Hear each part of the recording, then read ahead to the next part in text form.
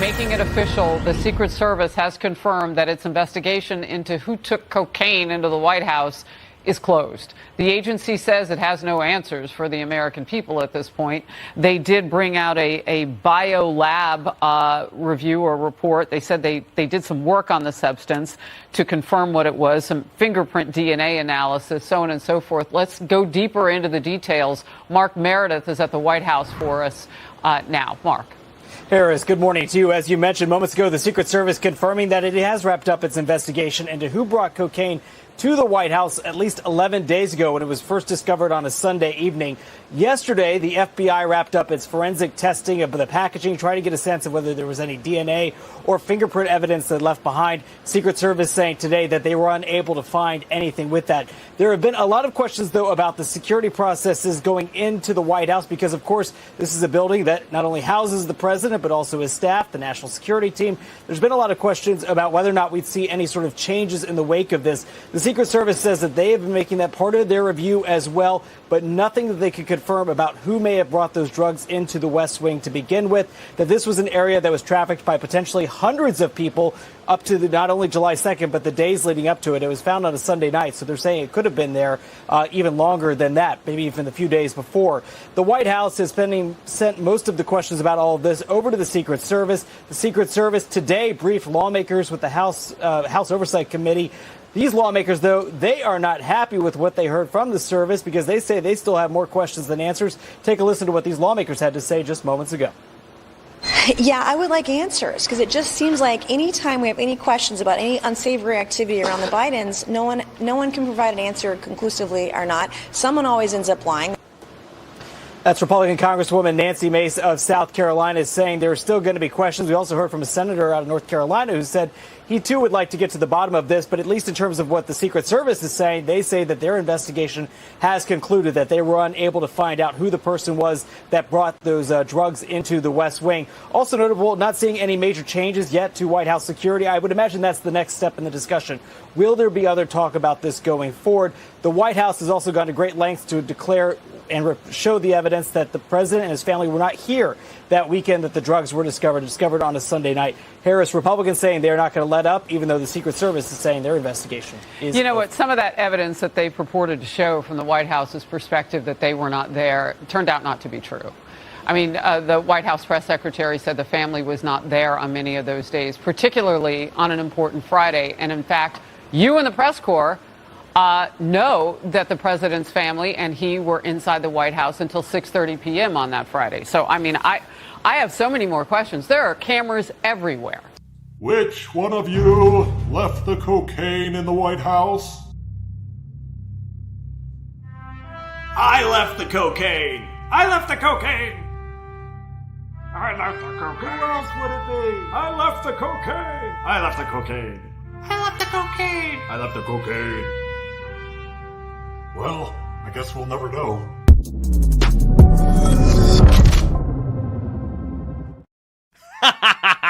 So good. Get your Friday started off right with the Benny Show. Today is Friday, July 14th, 2023. Secret Service can't find who's the cocaine culprit at the White House. Who could have done it? We're going to cover all of it in this show. Are they covering up for the Bidens again? Yeah. Yes, they are. And Biden whistleblower and former Biden employee, Mike McCormick, joins the show to tell us who he thinks dropped that bag at the White House. My name is Benny Johnson, and this is The Benny Show. If you're going to drop a bag on something, you might as well have it be a denomination of currency that is worth something, right? If you're going to get paid a bag, why don't you stack it full of something of value? Now, I'm not saying trade in every one of your American dollars for gold, but I am saying you should trade in some of them for gold. Gold is the only precious metal that has withheld its value since the time of Christ and before they brought the Christ child, gold. This is important because you are watching banks collapse, you are seeing stock market instability, and of course, Joe Biden has printed more dollars than the machines will even allow. They've melted the machines down in the Fed. This is now time to go to Allegiance Gold. Allegiance Gold is the only people that I trust with my hard-earned cash to diversify a little bit into precious metals. You can get up to $5,000 with free silver on a qualifying investment with protectwithbenny.com. ProtectWithBenny.com. My friends at Allegiance Gold will take care of you. Go to ProtectWithBenny.com. Don't let the feds play Monopoly money with your hard-earned cash. Okay, ladies and gentlemen, the Secret Service has closed down the investigation into who left the little baggie of angel dust at the White House. Who left a little bag, a dime bag of of powdery substance at the White House that we now know to be cocaine? They've closed it down. You can't find them. Couldn't find them. Not possible, ladies and gentlemen, according to the Daily Mail. You are not able to see who actually, we will never know. We will never know who actually brought the cocaine into the White House. Secret Service closes White House cocaine investigation. Biden administration is accused of cover-up failure to catch suspect who left drugs in the West Wing locker, despite security cameras recording 24/7. U.S. Secret Service told Congress that they had narrowed the list of people down to 500 suspects. That's right. 500 people. And that's plausible. There's a lot of people in the White House. The White House is a popular place to work. A lot of people there at all times. The agency has decided to close the investigation without finding the culprit. Agents just decided it was a weekend visitor. That's the most ridiculous thing I've ever heard in my life, says Republican Rep. Tim Burchett. Yeah, people are pretty pissed about this. The Secret Service went up to Capitol Hill and started briefing members of Congress on this charade.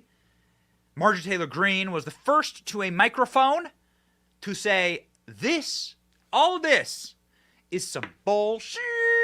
Watch. My question to them was, have they drug tested this list of 500 potential suspects that brought an illegal substance, a drug, cocaine, into the White House? Their answer was no, and that they're unwilling to do so. It makes no sense to me whatsoever why they would not follow through on one simple task, and that is to drug test a list of 500 people that they have that are potential suspects for this, when the American people every single day go through drug tests in order to do a job, by the way, that brings them a paycheck where they have to pay their taxes. And guess what? Their tax dollars go to pay for all of our salaries, and they pay for the Secret Service.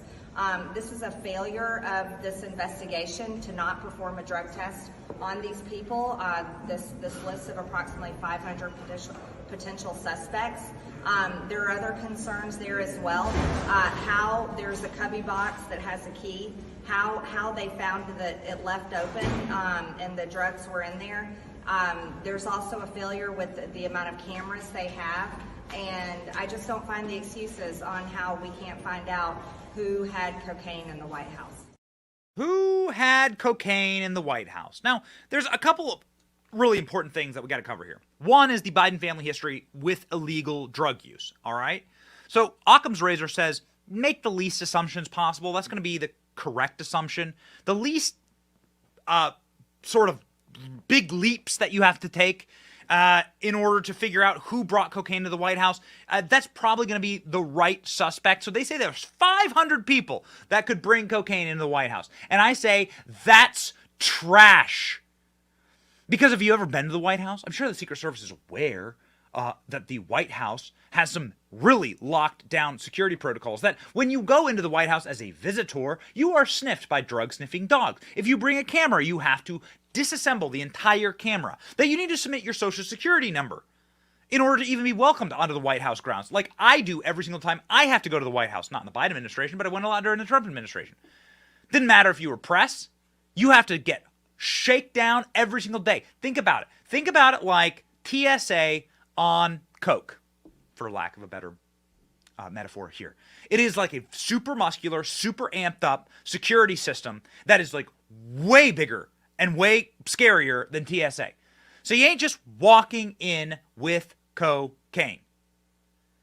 And that's what some of the major congressional leaders are saying right here after this briefing. This briefing is the big news of the day. They went up to Congress and they went to Republicans. Lauren Boebert here tweeting, I was informed this morning in a secret meeting that the cocaine culprit investigation will be terminated with 500 potential perpetrators remaining. We cannot allow this to happen. The American people deserve to know who smuggled cocaine into the White House. Now, Lauren Boebert went on and made some pretty massive news that this was not the first time that somebody had brought cocaine into the White House. This from John Solomon. Lauren Boebert says Secret Service briefing drugs discovered 3 times at White House since 2022. Boy, who's been in the White House since 2022? How many bags of drugs were discovered during the Trump administration? Boebert says that Secret Service briefing on drugs discovered 3 times at the White House since 2022. Secret Service told lawmakers they plan to close the investigation in spite of the fact that they have found bags of drugs pretty much every single day rolling out of the Oval Office. Republican Representative Lauren Boebert said the Secret Service has found 3 times bags of drugs inside of the White House. The Colorado lawmaker confirmed that the Secret Service officials said that the briefing in the agency that they likely wouldn't find suspects in the cocaine discovery. There's a list of 500 individuals. They looked into their backgrounds for prior drug records or use, and nothing was determined from their analysis. The Secret Service is very eager to close this within a couple of days. Well, this wouldn't be the first time that the Secret Service has attempted to close down an investigation. And oh, by the way, the lack of curiosity from the media has been astonishing. Here's this hilarious tweet of what they did to Donald Trump when Donald Trump was wanting to nominate a Supreme Court justice. This is Amy Coney Barrett's nomination.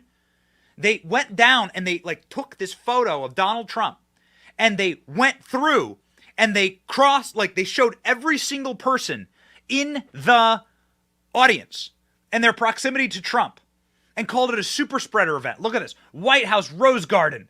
Attendees who has tested positive for the coronavirus. Oh, they went through, they mapped it all out. They did the red thread on the walls, everyone at the New York Times smoking cigarettes. See if you can spot the difference between the way the New York Times covers this and the way that they're covering the cocaine in the White House. Secret Service says, we don't know.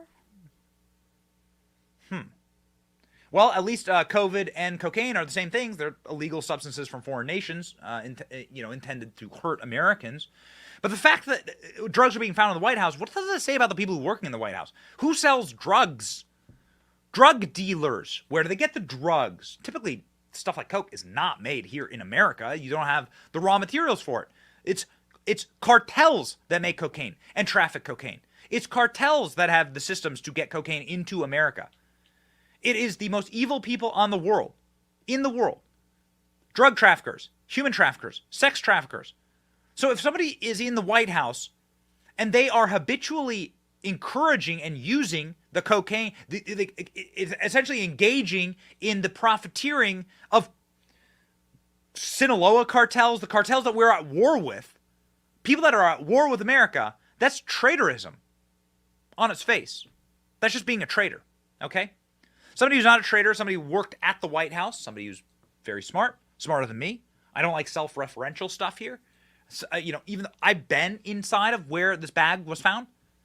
I'm going to play you a Bongino clip here in just a second.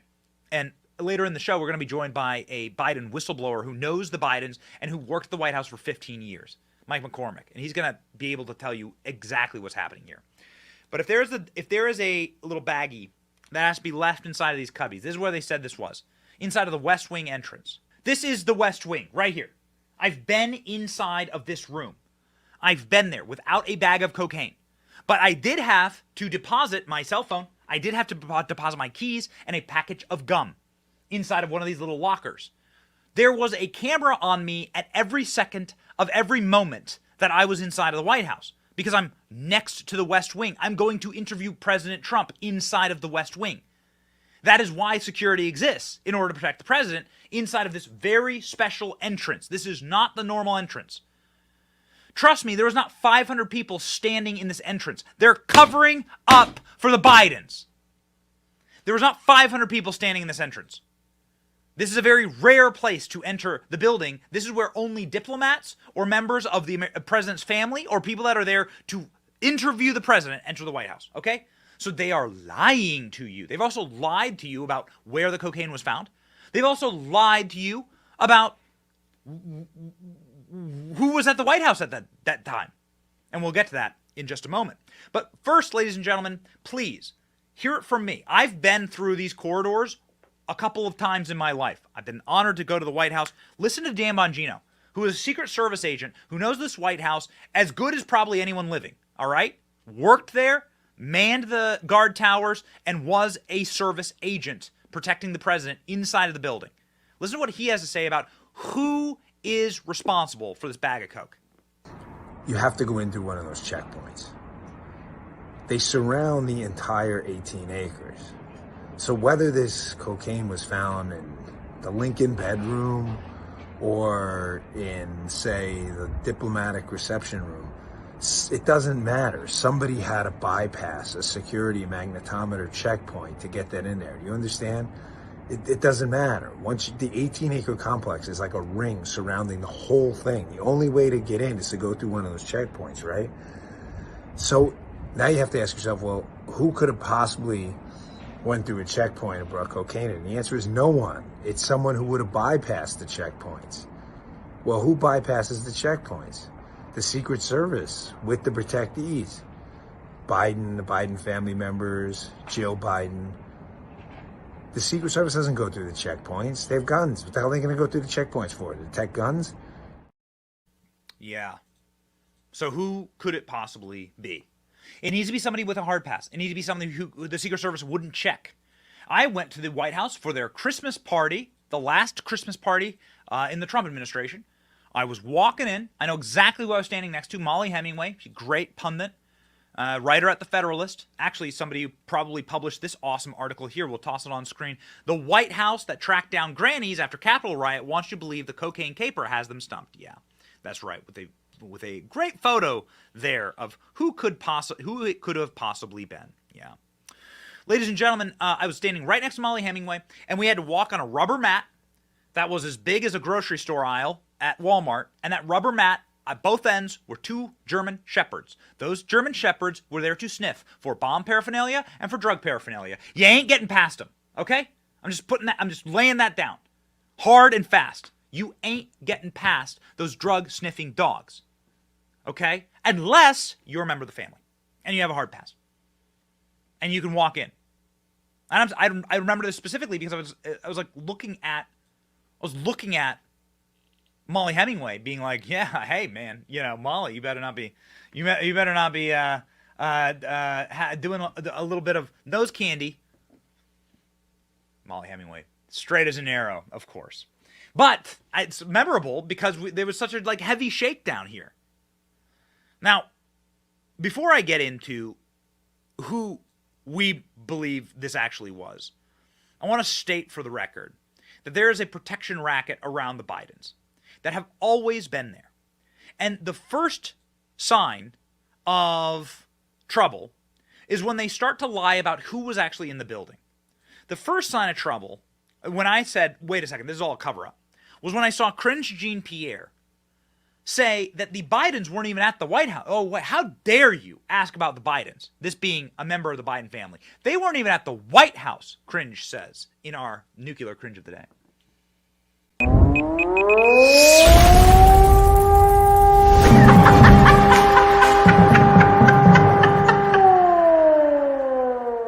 Can we just say once and for all whether or not the cocaine belonged to the Biden family? So,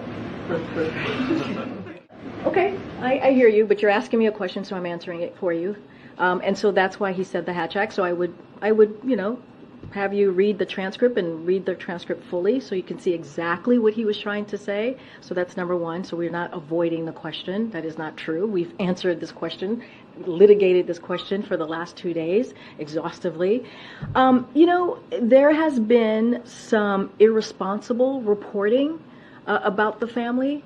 And so I got to call that out here. And I have been very clear. I was clear 2 days ago when talking about this over and over again as I was being asked a question. As you know, and media outlets reported this, the Biden family was not here. They were not here. They were at Camp David. They were not here Friday. They were not here Saturday. They were not here Sunday. They were not even here Monday. They came back on Tuesday. So to ask that question is actually incredibly irresponsible. Okay, well, let me show you something that is also incredibly irresponsible. Is you lying from the press dais when we absolutely know that you're lying. Here you go. Here's the tweet. Here's the official press report, the pool report. These are called the poolers. Ooh, this is going to be a tough one. Fact check. Press secretary said it was irresponsible to report on the White House cocaine because the Biden family were not here on Friday. Hunter was at the White House on Friday, according to the official White House press pooler. Pooler saw Jill Biden, baby Beau, and Hunter Biden climb into the presidential SUV. President Biden followed a few minutes later, motorcade rolling to Fort McNair on Friday. Dun, dun, dun, dun. Oh, I'm so sad. Oh, too bad for your stupid effing narrative. I'm so tired of these people. The other sign of trouble is, one, they're going to lie about the people in order to protect. They're going to lie. So why would they lie about where the first family was? Well, they're trying to protect a narrative here, that it wasn't the first family. You doth protest too much. And then when you know a Biden's involved, when the deep state gets involved. Here's Christopher Wray talking about how the FBI just happens to now suddenly be involved in the cocaine caper at the White House. You know what? The cocaine went to a FBI lab, and they couldn't find any DNA evidence on a bag that was shoved up someone's nose. Sure, couldn't find any fingerprints. It's miraculous. Just like they can't find the Hunter Biden laptop. Watch.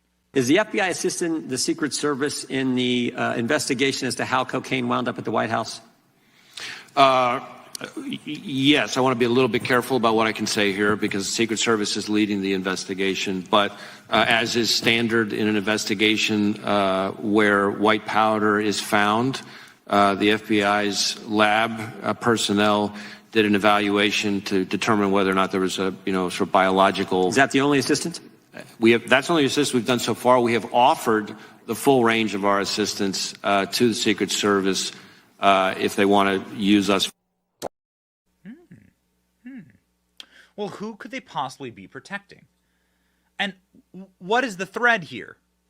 The greater thread here, as displayed by Dan Bongino in this tweet, is that this is obviously a family matter, so to speak. There's absolutely zero chance that anyone other than a family member brought that cocaine inside the White House complex. This coming from a former Secret Service agent. No chance that it would make it past the MAG security checkpoints. Families bypass those. That's all you need to see.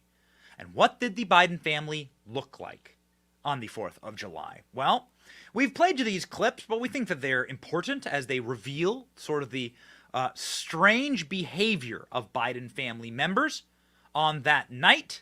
Hunter Biden snorting. I don't know, man. I don't know what he's got, but that's Hunter Biden powdering his nose, as they may say, running off from where he thinks the cameras have him. Why are you behaving in such a weird way? This is supposed to be some kind of like lovely event where you're standing on the balcony with your family. What's going on with Hunter? Why is he walking out like this? Is he walking out sweaty, grabbing his hair, like clearly incapable of like handling himself? Looking like a hot mess, like just an absolute mess. What's in that little red backpack that Hunter always has? Why is a grown-ass man carrying a little red backpack with him everywhere he goes? Like a teenager. Like a grade schooler. It don't make no sense. Unless, of course, you are a historian of the Biden family crimes, which, of course, we are on this program.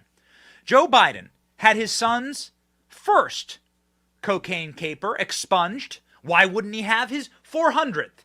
The first cocaine caper that we know of for Hunter Biden in 1988 on the Jersey Shore. Hunter Biden had his arrest record expunged when his father was pushing for the incarceration of drug offenders, drawn disproportionately from minority groups. That's right. So, on the Jersey Shore, Hunter Biden was arrested. The year is 1988. I'm 1 year old. And Hunter Biden, as an 18-year-old, was arrested for possessing cocaine. That continues, by the way, that entire operation where Hunter Biden uses a drug that his father is putting hundreds of thousands of young black men in prison for, and then his daddy makes the phone call to get his kid off. This, ladies and gentlemen, from the New Yorker. Joe Biden grew up around relatives with alcohol problems. At a young age, he decided to abstain. Hunter, who spoke frankly about his struggles with addiction, started drinking socially when he was a teenager. Then, when he was a student at Georgetown, right next to the White House, in the early 90s, he took up smoking and occasionally crack and cocaine. He was hoping to buy cocaine once, and he was sold a piece of crack. He wasn't sure how to take the drug. I didn't have a stem, Hunter said. Ooh, he knows all the lingo, a stem. I didn't have a pipe. Improvising, he stuffed crack into a cigarette and smoked it. It didn't have much effect. Well, it might have had an effect on your father because, you know, Joe Biden is the guy who passed these crack laws. If you have a piece of crack cocaine no bigger than this quarter that I'm holding in my hand, $1/4 of $1, we passed a law through the leadership of Senator Thurmond and myself and others, a law that says if you're caught with that, you go to jail for 5 years. You get no probation. You get nothing other than 5 years in jail.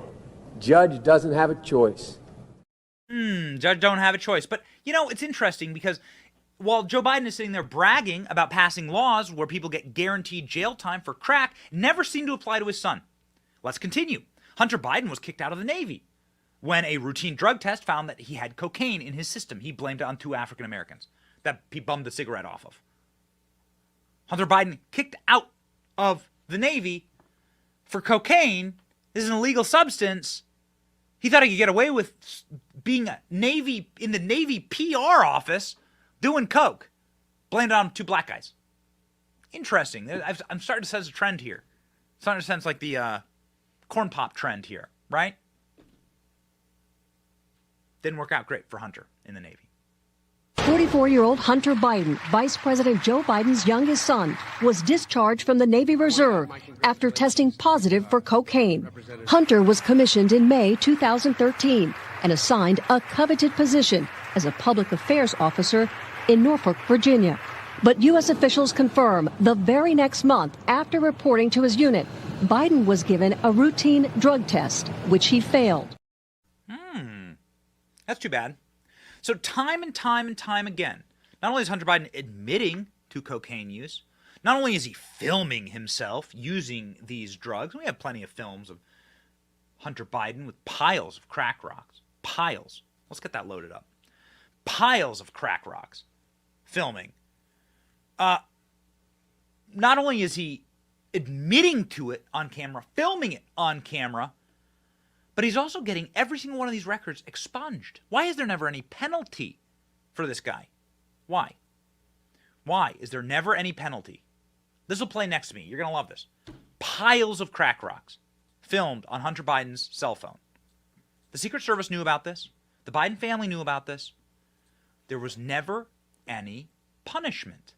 We can count 4 times at least where Hunter Biden was given a total pass for piles of drugs on his person. You starting to get the message here? Yeah. So, ladies and gentlemen, and I mean, maybe it's Hunter. He's just on the list, okay? He's just on the list. And also, more importantly, we know that Hunter has himself his own very special protection racket. The Secret Service inserted themselves into Hunter Biden's gun charge case. This is one of the strangest, most unsolved mysteries in America. When Hunter Biden illegally purchased a gun and lied on his federal NICS form, his federal background form, that he was not on controlled substance, he was not on an illegal substance, narcotics. Hunter Biden lied on that form, and then the Secret Service, once Hunter Biden threw that gun into a dumpster next to a high school, the Secret Service showed up at the gun store and demanded the paperwork. Joe Biden was not a protectee at the time. Why the hell is this happening? I'll leave it up to you and your wondering curiosity to figure that one out. The Secret Service protecting Hunter Biden time and time and time again above the law, time and time again. And it's not just Hunter Biden ain't just the only kid. I mean, listen, I would want to do any drug on earth if my father decided to hop into the shower with me for fun. Ashley Biden caught doing lines of cocaine. Apparently, Ashley Biden is caught on a 90-second video ripping lines at a party. That was a video that was to be sold to the press. I'm not sure that it ever went public. Apparently, Ashley also has her own demons with all of this. Could it potentially be Kamala as well? Well, ladies and gentlemen, we've all seen images and footage of Kamala Harris. We've all watched the way Kamala Harris speaks. Something's got to be up inside of that noggin. A couple screws got to be loose. But the administration is extremely excited about the potential of just simply blaming it on the token black member of the administration. Watch. Kelly, the big change is where this was found. And it was found, by my observation, in a much more secure place, limited access place than that West Wing reception area. It's still a frequently trafficked place, but it's down near the Situation Room, right off West Executive, down below. And normal people, average people just can't get in there, even with the entry from the Northwest Gate.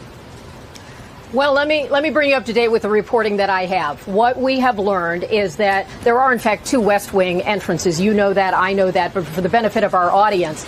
And now the investigation has progressed, and so they're saying the West Executive entrance, which, as you noted, is closer to the Situation Room and closer to the Navy mess, where there's the facilities for food and so forth. It is also next to West Executive Drive. That's where, for example, the vice president's vehicle is parked. It just so happens to be the entrance that the vice president uses. Just throwing that out there.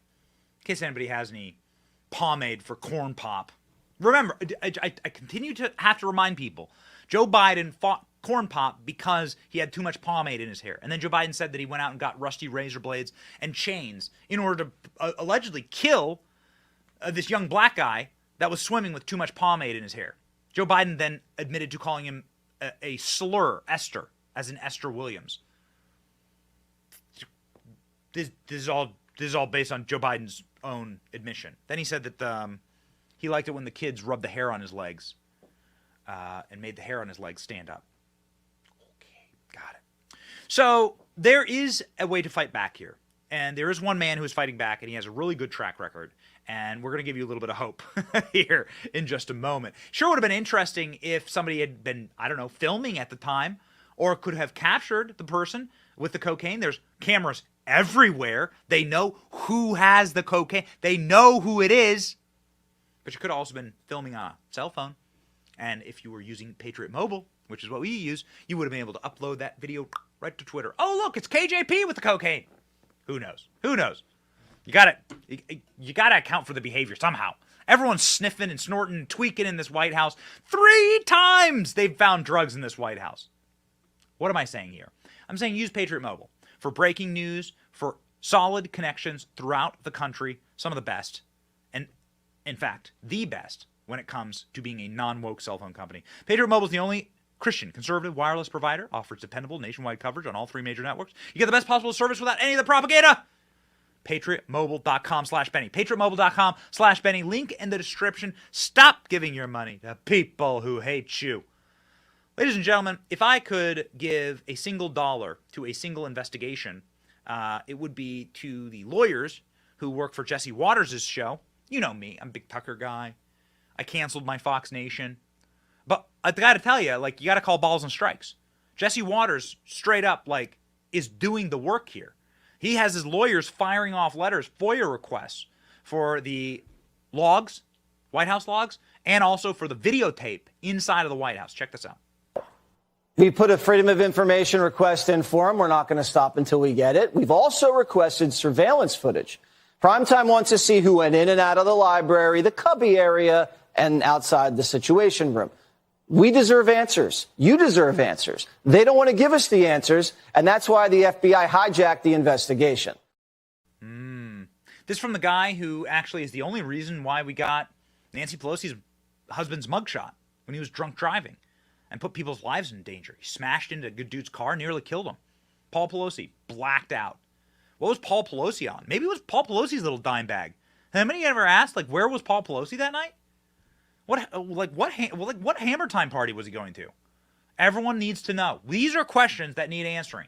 And we need to talk to the experts. Luckily, we know someone who's worked in the White House for multiple administrations, somebody who is brave enough to be a whistleblower on the Bidens and their crimes, somebody who knows the Bidens personally, and who is been spending his life uncovering their crimes.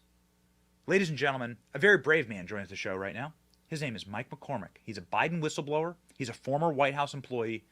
And he's probably going to have some opinions on who dropped the bag here.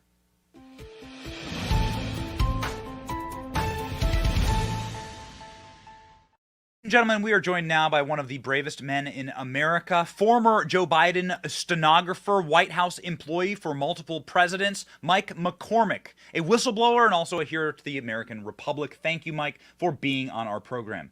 Thanks for having me back, Benny. It's great to be back. So we've been discussing the White House specifically and the security at the White House. I'd like to ask you a number of questions about Joe Biden, his business dealings, but I would like to really focus in on your personal knowledge of the White House and this cocaine that is apparently being swept under the rug like so many other issues with the Biden crime family. Can you talk me through how difficult would it be, in your experience, to bring a bag of narcotics into the White House? Well, it would be pretty hard if you're a tourist or if you're a contractor. I don't buy the story that the Secret Service is putting out about this cubbyhole. You know, I worked there for over a span of 15 years, and I probably went in and out of that West Wing entrance 1,000 times. And when I was there, they didn't have those cell phone cubbyholes installed. That came later. But the site where it is I'm very familiar with it. And basically, there's a guard station right beyond it. So you go in these double doors off West Exec. There's a little foyer, and there's this cubbyhole where, you know, if you're on a tour and you're not allowed to bring your cell phone into sensitive areas, you put it in there. I never had to do that. Because we use our cell phone when we were working as stenographers, even if we went into the Oval Office. Some places in the White House, they would have these cubby holes outside of them for like a really top secret clearance meeting, and you put your cell phone in the cubby hole. I've done that a couple of times there. But most day to day, you don't use the cubby hole. I didn't. So I'm not sure who would drop it in there on the 4th of July when no one was around. And what really struck me as odd was the first dispatch calls. They talked about being in the library. They said EMS in the library. And that, to me, raised real suspicions. So you're saying that you don't believe, because the story has changed multiple times. We've cataloged how they originally said it was in the library. Then they said it was inside of a big tourist area where tourists go into the White House. And then we learned it's here in the West Wing entrance. We're actually pulling up the map on screen here for you to see. This is a very specific entrance.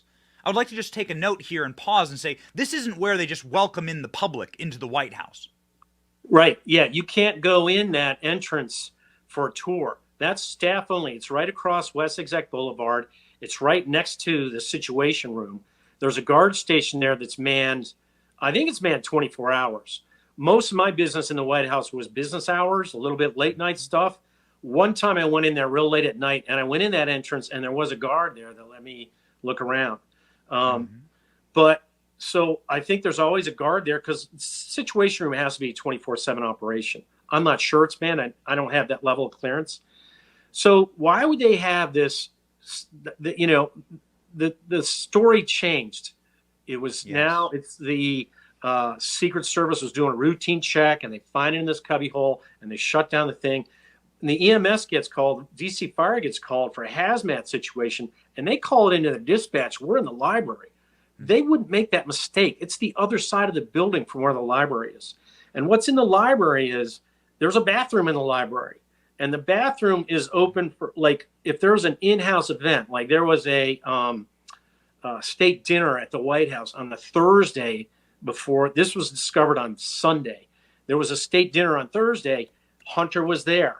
That library bathroom is where the men would go to the bathroom from that event.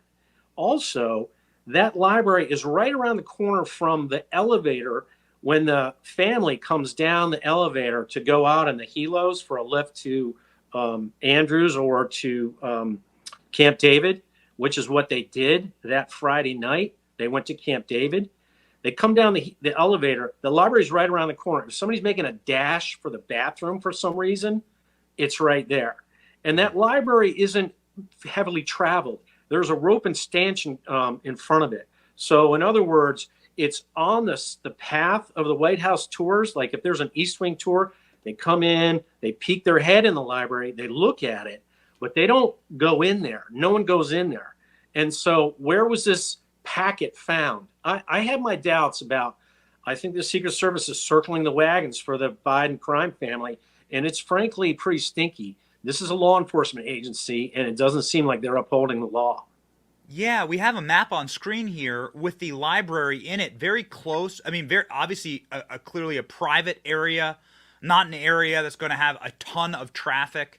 And as you said, a personal bathroom off the side of it. You can see it here plainly on the map. So you're saying that they're lying even with the location. Maybe they moved the location of the cocaine discovery into a potentially more high-trafficked area so they could say what they just said, which is there's over 500 suspects, which there very well may be 500 people at the White House, right, at any given time. That's certainly plausible. Yeah, that's right.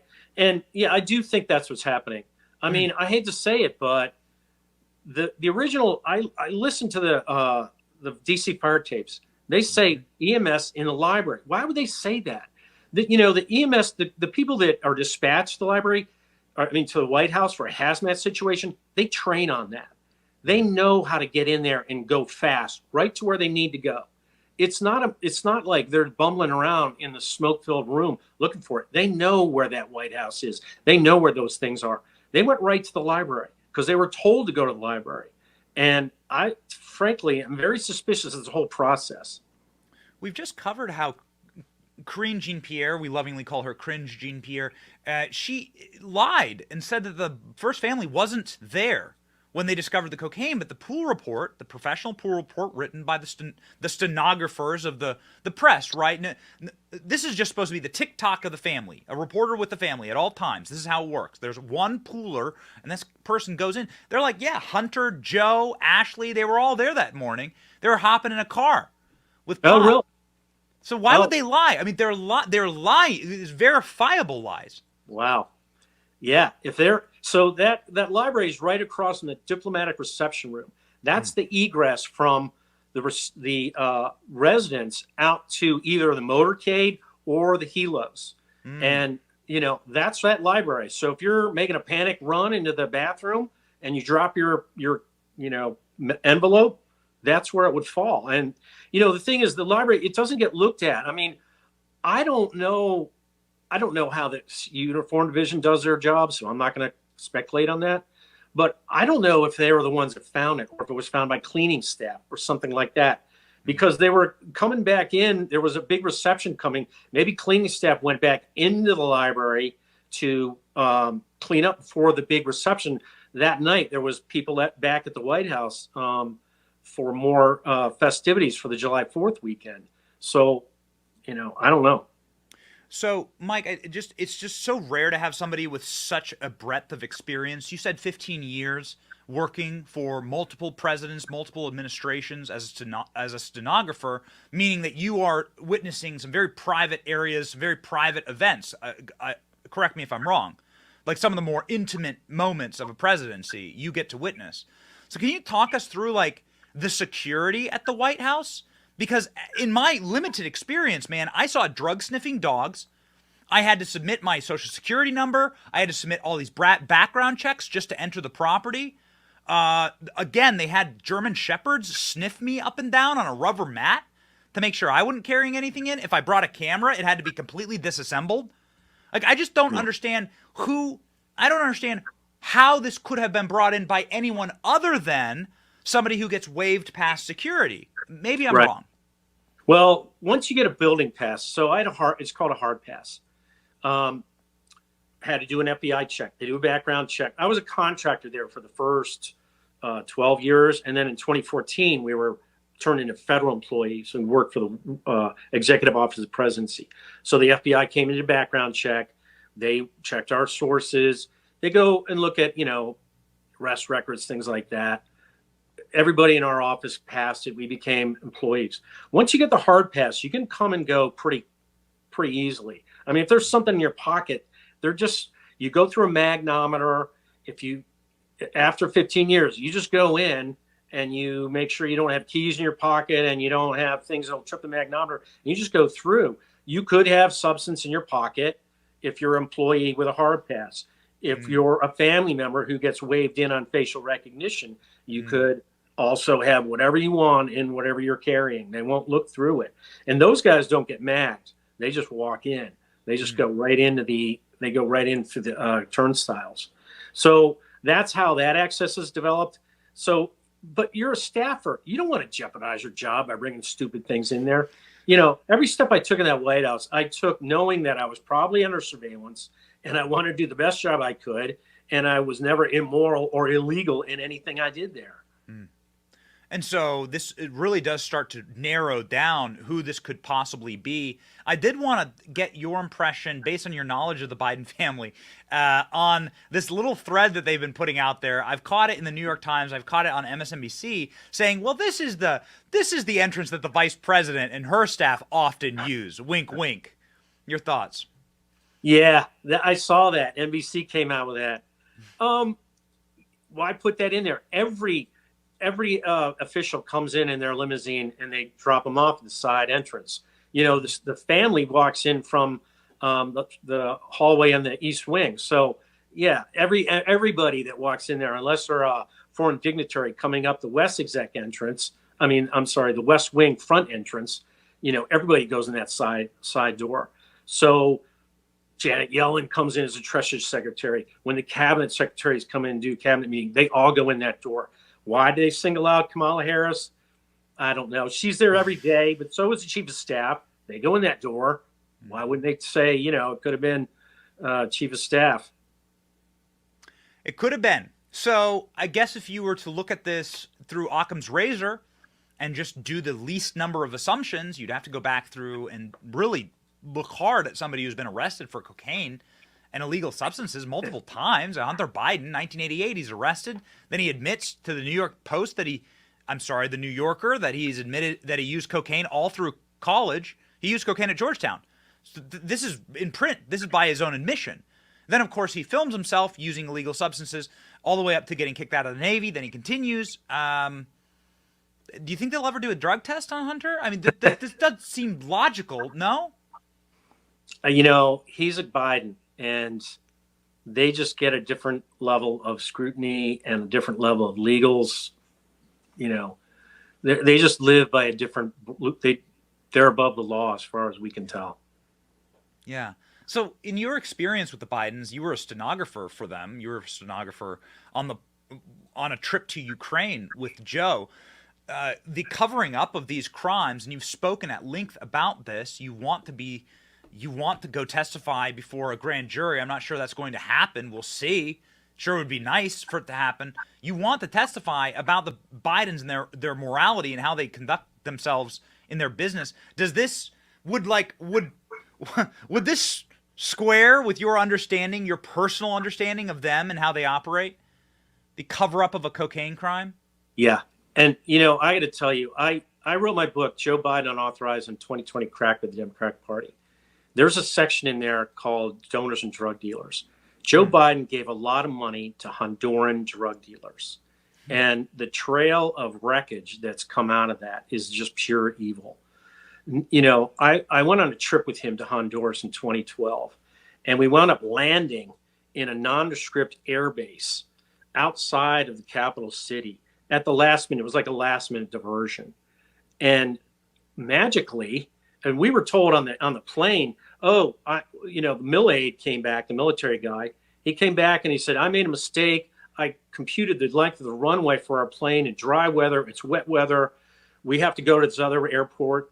Well, the vice president of Honduras was waiting there for Joe, and they rode together in the limousine to this meeting that he had with the president of Honduras.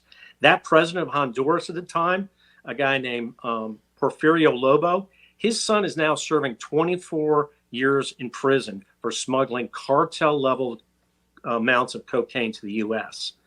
Joe Biden met with that guy, and who knows what he talked about with his vice president, and who knows what she brought out to this nondescript airbase. And there was no press on the plane. So there was, like you said, there was no press pool report. There was no pool reporter on the plane to say, oh, by the way, we diverted to this nondescript airbase. So that was 2012. By 2014, this guy's out, Porfirio Lobo is out of office. And the next guy comes in is Juan Orlando Hernandez. He's now in prison, arrested by Joe Biden for smuggling, along with his brother, 138 tons of cocaine into America from 2002 through 2020. We gave them in foreign assistance through Joe Biden $500 million from 2014 to 2016. This is Joe Biden doing business with the cartels. The Sinaloa cartel was heavily involved in the Honduran government. Joe Biden knew it. And I've been writing about this in my Substack, and there's more coming out. Wow. I mean, I guess that does really belie the point here, which is that whoever is using cocaine is clearly not only using an illegal substance, but is supporting people who are at war with America. So if you're using cocaine inside of the White House, you're supporting the cartels, the drug traffickers, the child traffickers. That seems so deeply unethical and traitorous. You know, in part of the last Substack I wrote, Hunter Biden had a warning, an email warning from the Secret Service, giving you a heads up. One of the guys you met with in Chihuahua, Mexico, this is in 2011, he met with these guys in Chihuahua, Mexico, is the father-in-law of a guy in the Juarez cartel in Mexico. That guy was they just tried to assassinate that guy. So he gets this email. You were in a meeting with a guy, and Hunter tries to play it up. Oh, I didn't know who they were. Where were we? Were we in El Paso? Were we in Chihuahua? 2 weeks after he has this email with this guy, this meeting, he goes to Bogota, Colombia. There's a lot of business between the Bidens and Obama and the cartels in South America from 2014 to 2016. And now look what's happening along the southern border. Wow. So you believe that this could be an extrapolation this could be a business deal between the opening of the border, because people are making billions of dollars, sex trafficking, human trafficking, child trafficking on the border, and the Bidens just opened them up for business. You're saying that could be potentially a deal that was constructed over the last 10 years. A deal constructed over the last 10 years. And now, you know, it's like that Goodfellas movie where they make the crime and then they start cleaning up the witnesses. So the guy whose son is in prison, Porfirio Lobo, his son a year ago this summer was murdered in a hit by a kill squad in the capital of Honduras. You know, these are really ugly, dirty dealings that America is being in the middle of. Joe Biden is in the middle of it all. And our money is going to fund it. It's disgusting. It's, like you said, traitorous. I would like to ask one final question based on your personal knowledge of the Biden family, Joe, Hunter, and that dynamic. This story keeps popping up, and we keep covering it on the show, and I can't figure it out, Mike.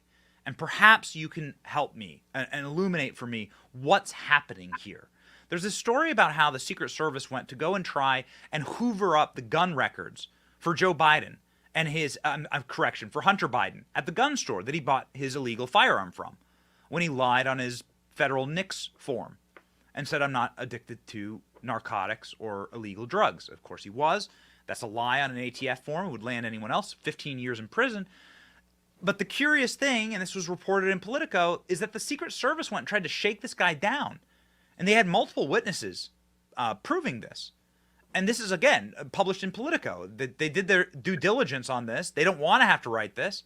But here is this case of the Secret Service, when Joe Biden is not a protectee, coming in and mopping up for Hunter, which is so curious, right? It's so strange. Like, why is the Secret Service protecting this family? I'm not talking about like protecting Joe's life. I mean, you know, which is their job, obviously, and their duty, but like protecting them from for political reasons, it seems. Well, you know, I got the laptop from Marco Polo Group, and I've we do a lot of discussions back and forth, and they're pretty smart. They've done a lot of digging into who the Secret Service were, what they were doing with Hunter on this gun case, what they were doing with Hunter on some of the cocaine stuff that he was doing out in Los Angeles. That their theory is it may have been former Secret Service agents who were sort of posing as Secret Service agents who approached these guys, and that they knew the game, and they could sort of put themselves off as that. That's one theory. I don't think it was actual on-duty Secret Service agents. I hope not. I really don't. But you never know. Wow. Okay, so you're saying in closing here that this is simply like this cover-up of a cocaine crime, narcotics, the dealing of drugs, the using of drugs, all of this sort of fits into the mosaic that you understand as the Biden crime family. Oh yeah, these guys are evil. I mean, they're doing personal dealings with cartels to open up the border in the South and wreak havoc in America to get Joe into the White House. That was one of their tactics, to get Joe into the White House in 2020. And it's disgusting. It's traitorous. Yeah. It's traitorous. Something that's not traitorous, something that might actually save the country, is your Substack. We're going to pop it up on screen here. Mike, how can people support your work and follow some of your incredible insights into the Biden family? That's great, Benny. I appreciate that. So you can subscribe to my Substack. It's free. You can be a paid subscriber. I really appreciate that. You can follow me on Twitter at Joe Unauthorized. You can follow me on Truth Social at Joe Unauthorized. And the Substack has the back archives is where you can dive into the backstories I have. Ukraine, Russia, China, the origins of the COVID with Joe Biden and his operatives in 2017. There's a lot of stuff there that people would be really interested in your audience, because you got a smart audience. You're a smart guy, and you're really getting the word out to them, and I really appreciate you having me on here. Mike, we are always proud to have you on, because, quite frankly, I don't like to be self-referential in these things. It's important to have the experts on, the people who worked in the White House for decades and the people who actually know the Bidens. And it's such a brave thing to come forward and to speak. And so we wish you well, and Godspeed, sir. Thank you.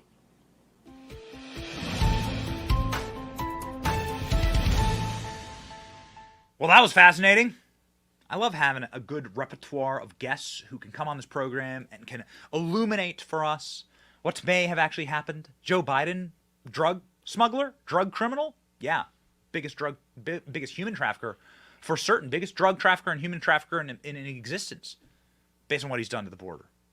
Evil times, dark times, lies abound, psyops everywhere, evil people everywhere.